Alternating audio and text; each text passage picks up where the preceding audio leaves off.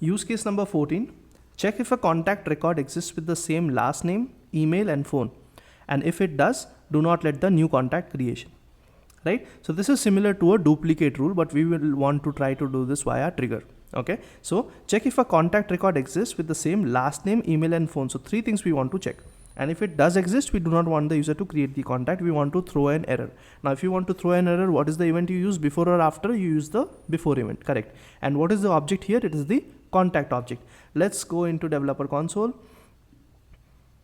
And I already have the contact trigger here, the before insert context, handle before insert method, passing trigger.new variable, and I'm here on the method. Cool. What's the first thing we do? We query, or we loop through the records. Right? Now what do I want to do? I want to compare last name, phone, email with all values in the system right now. With all values, I will say all contact records in the system right now.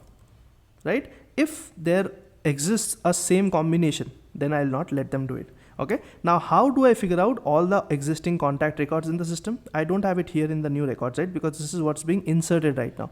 So in order to fetch everything that's existing, I would rather have to query it. So I'll say list of existing records equals, the query would look something like select ID, comma name.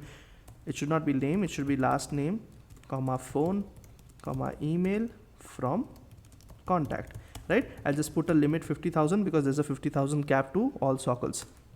The maximum rows that you can retrieve is 50,000.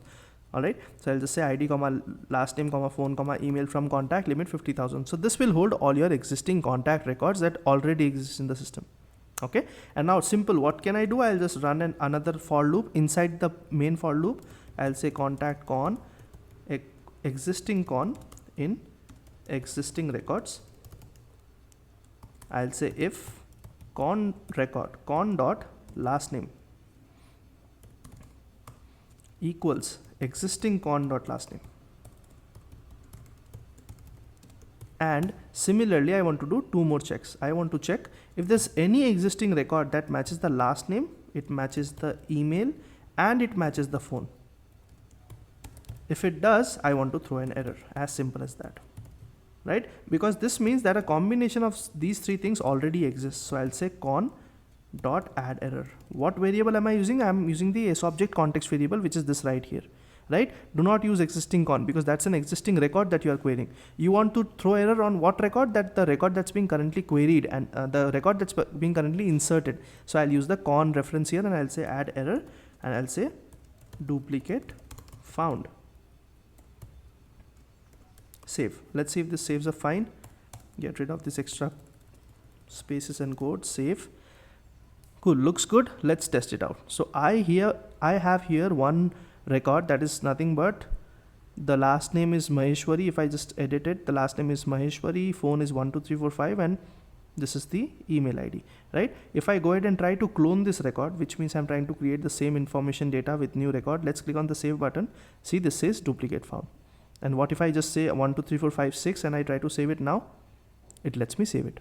Cool. So I know duplicate rules can do the same thing, but I have just tried to show that to you via trigger. If there's a scenario that's not easy or accomplishable by the duplicate rule, you can definitely use some sort of code here, query all your existing records, and then check what you have to check and show an error using the add error method.